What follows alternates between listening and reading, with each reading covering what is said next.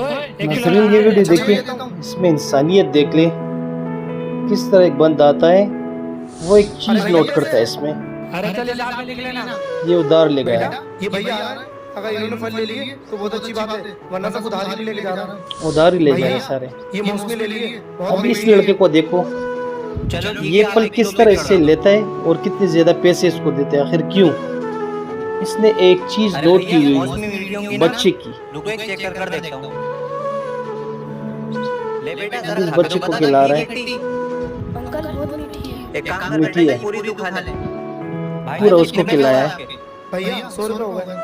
100 रुपए भैया मेरे पास खुले हैं नहीं। खुले नहीं है नोट। कह रहे रख लो, तो देख लेंगे। देख लेंगे। अब इसने क्या नोट किया था देख। मुझे भी खाना है। बच्चा अपने बाप से मांग रहा है कि मुझे ये भी दो, मुझे खाना है। अगर हम ये खा लेंगे इसने नोट किया उस बात को।